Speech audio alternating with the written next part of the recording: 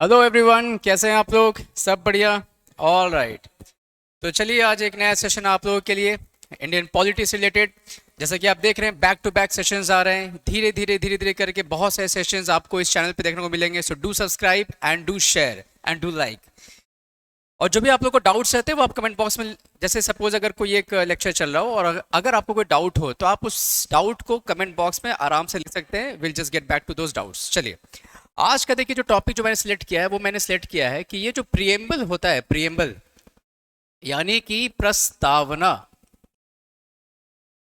क्या ये संविधान यानी कॉन्स्टिट्यूशन का पार्ट है? यानी कि अगर मैं आपसे ये पूछूं कि जो प्रस्तावना है, जो प्रिएम्बल है, क्या वो संविधान का एक हिस्सा है? इस preamble a part of the Indian constitution? तो इसका देखिए जवाब हम लोग को तीन केसेस हम लोग को पढ़ने पड़ते हैं इस पे। और मैं आपको ये भी अब सिखाऊंगा कि केसेस को कैसे डील किया जाता है। राइट, देखिए सबसे पहले तो आप ये समझें कि प्रिएम्बल जो है यानी कि जो प्रस्तावना है, इसको पार्ट डिक्लेयर करने की जरूरत क्या पड़ी? सबसे पहला सवाल, सबसे पहला क्वेश्चन कि सर जी, प्रिएम्बल को अगर मैं हिस्सा बनाना चाहता हूं, यानी प्रस्तावना को अगर मैं हिस्सा बनाना चाहता हूं अपने संविधान का, आखिर इसकी जरूरत क्या पड़ी, है ना? क्योंकि ऑब्वियसली अगर प्रिएम्बल संविधान में लिखा है तो ये ऑटोमेटिकली बहुत सारे स्टूडेंट्स ये अज्यूम करते होंगे कि सर वो तो पार्ट है। बट मैं आपको बताऊंगा बहुत समय तक इसे हिस्सा नहीं माना गया। राइट, बहुत समय तक ऐसा माना गया कि नहीं, preamble is not a part of the Indian constitution, है ना? क्यों? और क्यों उसके बाद ये मानना पड़ा कि हाँ जी ये हिस्सा है, और उसका फायदा क्या हुआ, इन दोनों चीजों को हम लोग देखेंगे। तो ये टॉपिक आपके पीटी और मेंस ये दोनों के लिए इंपॉर्टेंट है, कुछ हद तक इंटरव्यू के लिए भी। राइट, चलिए तो शुरू करते हैं अपनी राम कहानी हम लोग। ऑलराइट, चलिए सबसे पहले देखिए आपको मैं केस बताऊंगा एक 1960 का, जो कि है बेरूबारी केस। बेरूबारी केस। उसके बाद फिर हम लोग डील करेंगे 1973 का केशव नंदा भारती केस। केशव नंदा भारती केस। और उसके बाद हम लोग डील करेंगे 1995 1995 का एलआईसी केस। देखिए केसेस को देखिए डील कैसे किया जाता है ये मैं समझाता हूँ। पहले सबसे पहले तो आप किसी भी केस को रटे नहीं, बिल्कुल भी रटने की कोई ज़रूरत नहीं है आपको क्योंकि केस, कोई भी केस आ रहा है उसमें आप देखोगे कि कोई एक सेंट्रल थीम होता है ना, कोई एक एक ऐसा कोई मुद्दा होता है जिसके चारों तरफ वो घूमता रहता है वो केस। आपको पहले उस केस को पकड़ना है और पहले ये समझना होगा कि उस केस का जो बेसिक सेंट्रल पॉइंट है वो क्या है। What is the basic central point behind a particular case? उस केस के बारे में आप समझ सकते हैं उसी तरह से जैसे कि, अब जैसे मैं आपको एक एग्जांपल देता हूँ, 1960 का पकड़े बेरूबारी केस। देखिए बेरूबारी, बेरूबारी क्या था? ये देखिए एक वेस्ट बंगाल में एक जगह था।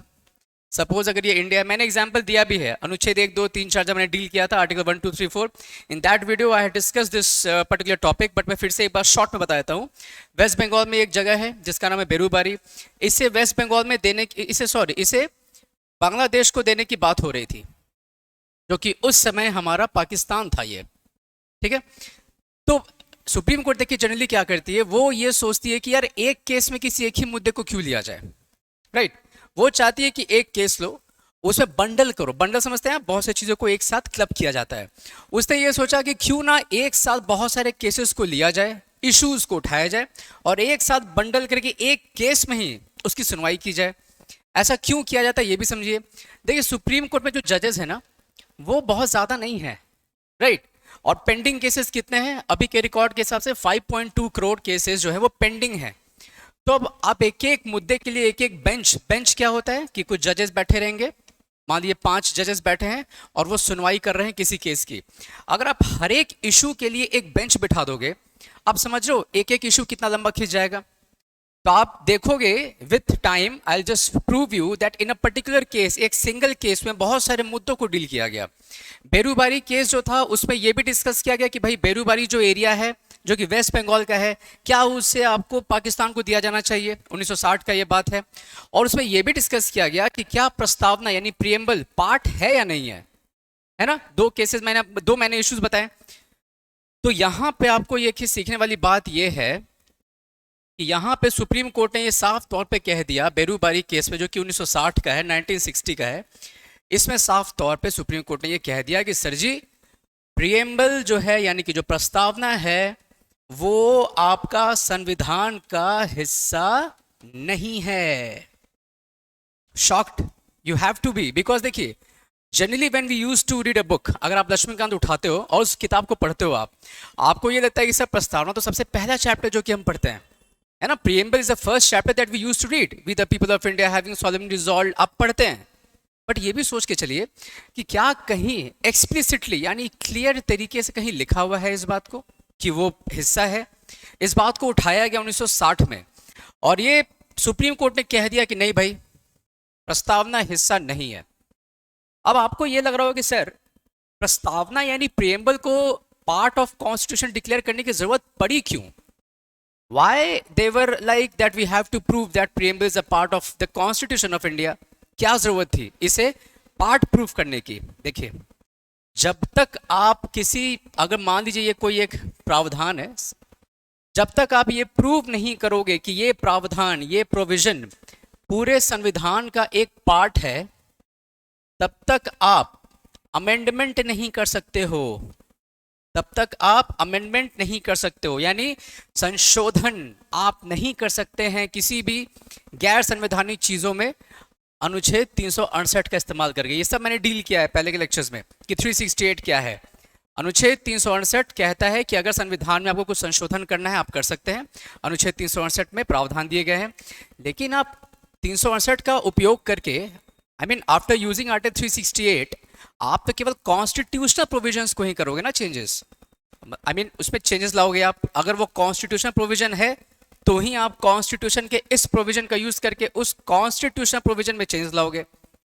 लेकिन अभी तक तो ये नहीं डिक्लेयर था कि प्रियम्बल पार्ट है या नहीं है, क्योंकि प्रियम्बल में कुछ बदलाव लाने की बातें चल रही थी कि भाई we should change some text और we should change the provision of the preamble, but पहले प्रूफ तो करो। तो 1960 में बेरूबारी केस में तो बोला गया कि नहीं भाई ये पार्ट नहीं है, ठीक है। अब हम लोग आगे बढ़ते हैं। 1971 का जो आपको याद होगा इंडो पाक वॉर हो गया था। इंडो पाक वॉर भारत पाकिस्तान का युद्ध हुआ था। इस युद्ध में आप याद रखिए यूएसएसआर ने बहुत हेल्प किया था भारत का। ये इंटरनेशनल रिलेशंस का हिस्सा है, वहाँ पे सब कुछ आपको डील करके सब अच्छे से बताया जाएगा। बट यूएसएसआर मीन्स अर्स्टवाइल, है ना, अर्स्टवाइल यूएसएसआर, यानी रशिया जो आप देख रहे हैं वो पहले यूएसएसआर कहलाता था। यूएसएसआर ने बहुत हेल्प किया था भारत का।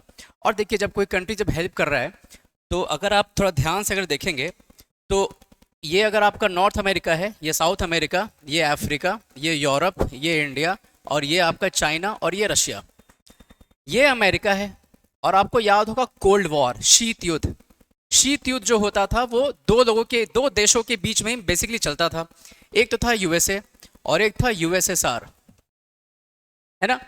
ये कहता था कि मैं पूंजीवाद हूं, यानी मैं कैपिटलिस्ट हूं, I am a capitalist country.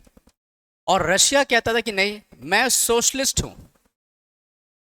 तो अगर कोई देश कैपिटलिस्ट इकोनॉमी को, यानी कैपिटलिस्ट क्या होते हैं, जहां पे जो पूंजीवाद जो पूंजीपति होते हैं, प्राइवेट लोग जो होते हैं, उनका ज्यादा वर्चस्व होता है। तो अमेरिका का ऐसा कहना था कि अगर सपोज मैं अमेरिका हूं और अगर मैंने आपसे कह दिया कि अगर आप मुझे अपना सपोर्ट दिखाना चाहते हो, अगर आप ये दिखाना चाहते हो कि आप मेरी तरफ हो, तो आपको अपनी अर्थव्यवस्था यानी आपको अपनी इकोनॉमी कैपिटलिस्ट बनानी होगी। और उसी तरह से रशिया कहता था कि अगर आपको ये प्रूफ करना है कि आप रशिया की तरफ हो तो आपको अपनी इकोनॉमी को सोशलिस्ट बनाना होगा। अब इंडिया ने 1971 में हेल्प तो ले लिया यूएसएसआर का। अब यूएसएसआर ने कहा कि देखो भाई हम लोगों ने आपका हेल्प किया है, सो डिप्लोमेटिक देखिए सब टाइज होते हैं, ठीक है, यूटिलिटी ऑफ मोरालिटी, इन सब चीज़ों को बताया जाएगा आपको। इसने कहा कि भाई आप अपनी इकोनॉमी को सोशलिस्ट डिक्लेयर कर सकते हो तो करो। और दूसरा फंडामेंटल ड्यूटीज। मैं सब बताऊंगा धीरे धीरे करके। आज हमारा टॉपिक यहां तक जाएगा, ये अगले सेशन में जाएगा। रशिया ने कहा कि आपने मुझसे हेल्प लिया था, तो भैया क्योंकि आपने मुझसे हेल्प लिया, अब आप भी थोड़ा हेल्प दिखाओ। आप अपनी इकोनॉमी या पॉलिटी, इंडियन पॉलिटी को या इंडियन इकोनॉमी को सोशलिस्ट प्रूव करो। अब भारत सोचा कि भाई ये करना तो बड़ा मुश्किल है। अगर मैं डिक्लेयर ही कर दूं कि आई एम ए सोशलिस्ट, तो अमेरिका तो सोचेगा कि मैं अमेरिका के अगेंस्ट हूं, क्योंकि अमेरिका तो कैपिटलिस्ट है और रशिया सोशलिस्ट है। तो रशिया का सोशलिस्ट पैटर्न अगर मैं एक्सेप्ट कर लूं, तो अमेरिका ये सोचेगा कि भैया ये तो मेरा अगेंस्ट हो गया। बट इंडिया चाहता था कि भाई मैं दोनों से अपने रिलेशंस को अच्छे से मेंटेन रखूं। तो इंडिया ने क्या किया, इंडिया ने सोचा कि ठीक है, ये जो सोशलिस्ट यानी समाजवादी शब्द जो है, ये मैं डाल देता हूं अपने प्रीएम्बल में। प्रीएम्बल में, प्रस्तावना में, ठीक है, इसे मैं डालूंगा अपने प्रस्तावना में। लेकिन एक बात जरा गौर से आप समझिए इस बात को। ये रहा आपका प्रीएम्बल, ये रहा आपका प्रीएम्बल यानी प्रस्तावना। इसमें लिखा हुआ है हम भारत के लोग, संप्रभुत्व, गणतंत्र, ये सब लिखा हुआ है। इसमें आपको अब जोड़ना है एक नया शब्द, और ये शब्द है आपका सोशलिस्ट। आप इसे जोड़ने की बात कर रहे हो, और मैंने आपसे बताया था पिछले लेक्चर में कि जोड़ने, घटाने या चेंज अगर आपको कुछ करना है, इसके लिए आप क्या उपयोग में लाते हो, क्या यूज करते हो? अनुच्छेद 368, भारतीय संविधान के अनुच्छेद 368 यानी article 368 of the Indian constitution talks about amendment. Amendment की बात करता है ये। लेकिन अभी मैंने तुरंत आपको बताया, चलो कर देते हैं अमेंडमेंट। इंदिरा गांधी गवर्नमेंट थी उस समय, चलो भाई आर्टिकल 368 लगाते हैं और हम लोग इस शब्द को डाल देते हैं। बट क्या ये सही होगा? बात कब की चल रही है? 1971।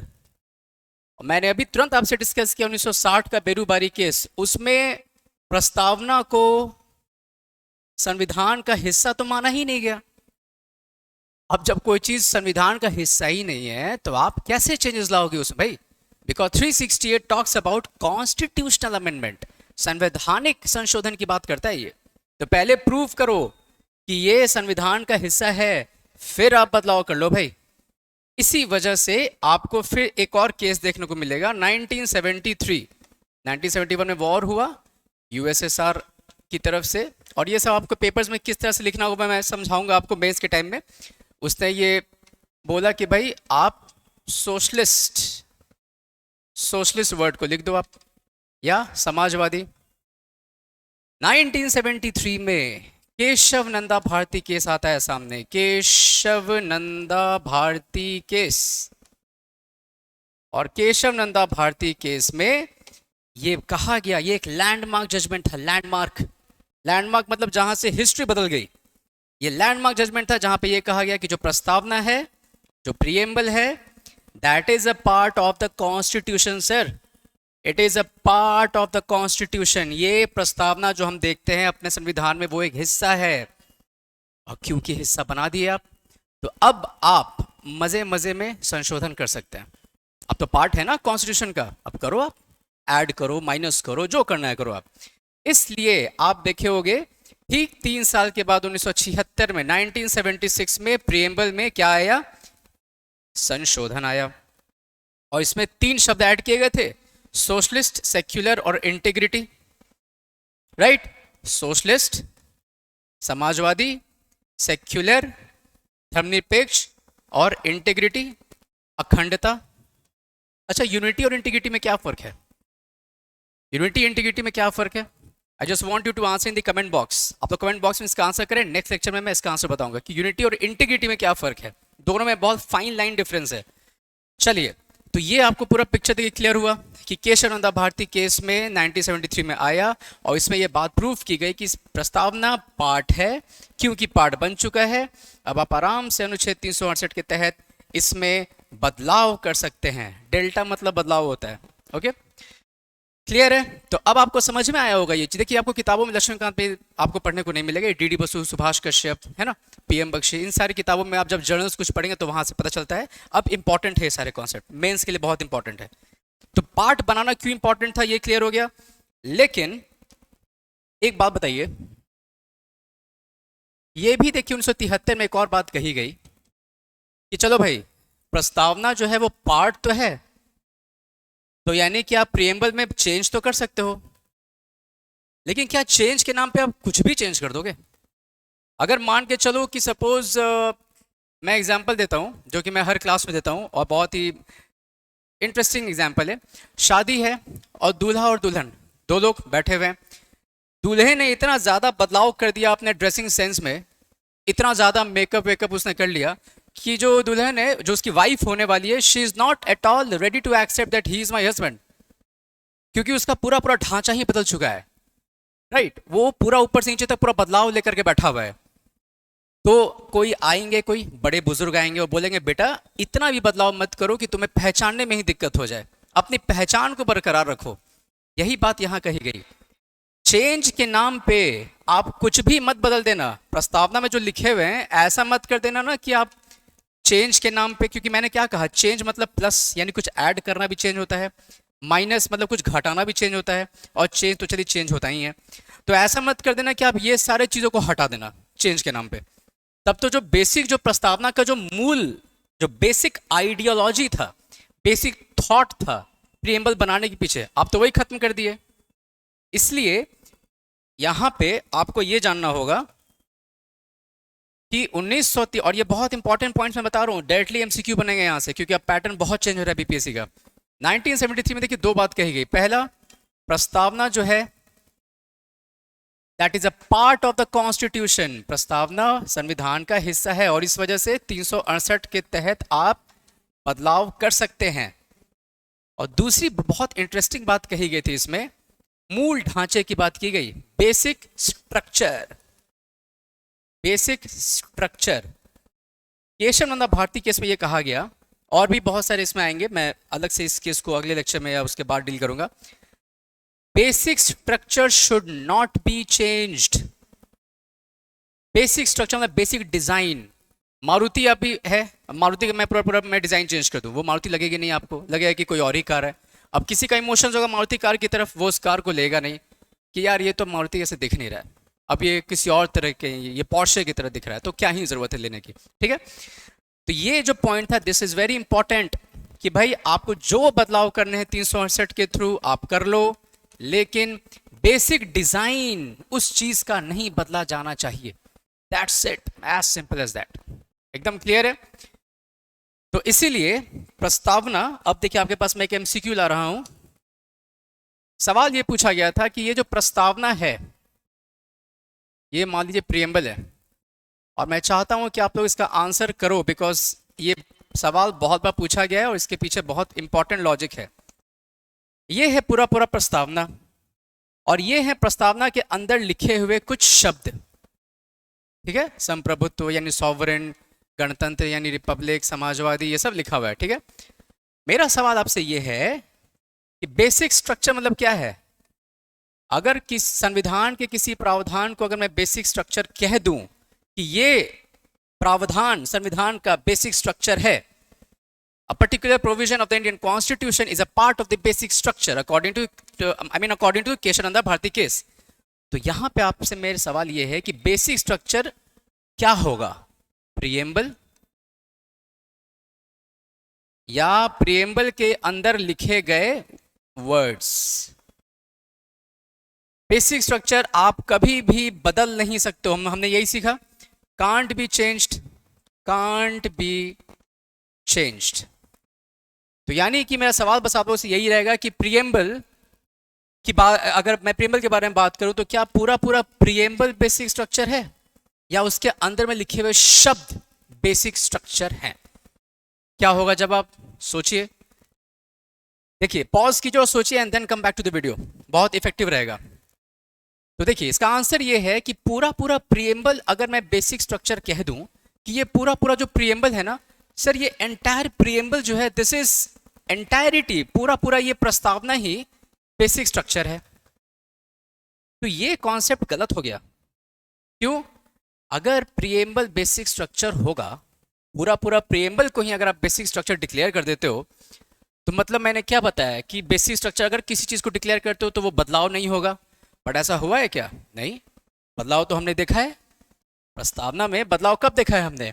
42nd अमेंडमेंट, 42वां संशोधन, 1976, इंदिरा गांधी गवर्नमेंट, बदलाव हुआ था। तो यानी कि पूरा पूरा प्रस्तावना बेसिक स्ट्रक्चर नहीं है, मूल ढांचा नहीं है, ये याद रखिए, इस बात को अच्छे से दिमाग में डालिए। लेकिन प्रस्तावना के अंदर जो शब्द लिखे हुए हैं ना, जैसे संप्रभुत्व है ना, धर्मनिरपेक्ष, इन सब शब्दों को बेसिक स्ट्रक्चर बनाया गया। ये कहा गया प्रस्तावना बदल दो, इसके अंदर में कुछ ऐड करना है ऐड कर दो, लेकिन जो ऑलरेडी जो चीजें पहले से मौजूद हैं उनको आप खत्म नहीं कर सकते, वो बेसिक स्ट्रक्चर हैं। क्लियर है? तो इसलिए आपका कॉन्सेप्ट यहां पे ये कहेगा कि वर्ड्स बेसिक स्ट्रक्चर है। एकदम क्लियर है? It's as clear as water. चलिए, इतना हो गया राम कहानी। एक बस आखिरी केस देख लीजिए 1995 का। इसमें इस केस को कहा गया LIC case, LIC versus union of India case. इस केस में यह कहा गया कि 1973 में ये जो बात डिक्लेयर की गई थी केशव नंदा भारती केस, मैं शॉर्ट में से KBC लिखूंगा हमेशा, केशव नंदा भारती केस में ये जो बात डिक्लेयर की गई थी कि सब प्रिएम्बल जो है वो पार्ट है किसका? कॉन्स्टिट्यूशन का। LIC वाले केस में 1995 में कहा गया अखंड पार्ट, अखंड हिस्सा है। 1973 में यह कहा गया कि भाई प्रिएम्बल, प्रस्तावना संविधान का हिस्सा है, पार्ट है। बट 1995 में कहा गया इंटीग्रल पार्ट है, अखंड, अखंड। अब मैं आपको बताता हूं यूनिटी और इंटीग्रिटी में फर्क। देखिए क्या कहा गया यहां पे 1973 में कि सर जी पार्ट है, चलो, लेकिन 1995 में क्या कह दिया गया? इंटीग्रल पार्ट है। पार्ट तो है ही, इंटीग्रल। इंटीग्रल का मतलब क्या हो गया? आप स्क्रीनशॉट सब देते चले। इंटीग्रल का देखिए मतलब क्या हो गया, देखिए एक होता है यूनिटी और एक होता है इंटीग्रिटी। इसको हम लोग हिंदी में कहते हैं अखंड, है ना, अखंड भारत। खंड देख रहे हैं आप? खंड, खंड मतलब क्या होता है? हिस्सा, टुकड़े। किसी भी शब्द के पीछे अ लग जाए तो क्या होता है? उस शब्द का मतलब उल्टा हो जाता है। खंड का मतलब हो गया टुकड़ों में तोड़ना, अखंड मतलब टुकड़ों में नहीं तोड़ना है, वो एकदम हिस्सा है, आप उस चीज को वहां से निकाल ही नहीं सकते हो, वो उसी में लगा हुआ है, फिक्स्ड है, राइट? तो इसलिए अगर मैं आपसे बोलूं कि प्रिएम्बल इंटीग्रल पार्ट है, इंटीग्रल मतलब कि किसी भी चीज को अगर आप इंटीग्रल कह देते हो मतलब उस चीज को आप, जिस चीज के साथ आप इंटीग्रल कह रहे हो वहां से उसको जुदा नहीं कर सकते, यू कांट सेपरेट इट, वो वहीं का वहीं रहेगा, फिक्स्ड रहेगा। तो इसलिए अभी का जो हमारा प्रोस्पेक्ट है वो ये कहता है कि प्रिएम्बल, ये है आपके लिए सबसे काम का लाइन, इंटीग्रल पार्ट है। इंटीग्रल पार्ट है किसका? कॉन्स्टिट्यूशन का, यानी कभी भी अलग नहीं कर सकते। मैं लिख देता हूं यहां पे अखंड। दूसरा क्या है? प्रिएम्बल, इसको मैं समराइज बस कर दूं 1 मिनट के अंदर। दूसरा क्या है? पार्ट, तो ऑब्वियसली है। तीसरा क्या है? जो वर्ड्स हैं, वर्ड्स वो हैं आपके बेसिक स्ट्रक्चर, ठीक है जी। और चौथा आपने क्या सीखा? मैं यहां लिख देता हूं कि 42वां संशोधन हुआ था 1976 में।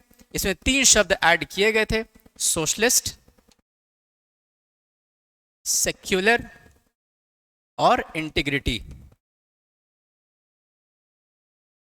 क्लियर है सब? इस तरह से केसेस को देखिए डील किया जाता है, राइट? तो ये आप लोगों ने सीखा कि क्या प्रिएम्बल या क्या प्रस्तावना हिस्सा है। और दूसरा चीज आपने यहाँ पे क्या सीख लिया बातों ही बातों में? दूसरा चीज आपने देखी, आपने बस देखी 2 सवाल का यहाँ पे जवाब सीखा। पहला कि क्या ये पार्ट है, और दूसरा कि क्या संशोधन यानी अमेंडमेंट आप कर सकते हैं क्या प्रिएम्बल में। अब आप आराम से इसका जवाब दे दोगे, यूपीएससी तक के सारे सवाल आपसे बन जाएंगे, that is my personal guarantee, right? तो ये है आपके लिए एक और वीडियो आप लोगों के लिए लाया गया है। ऐसे ही धीरे धीरे करते करते वो सारे सेक्शंस को डील किया जाएगा जहां बच्चे बहुत कंफ्यूज होते हैं। एंड बिलीव मी, अगर आप इन सारे सेक्शंस को देखते हैं it will become very easy for you to read the book, ठीक है? So hope to see you again after 1 or 2 days, I mean tomorrow itself. So till then, enjoy and concentrate on basics. Thank you.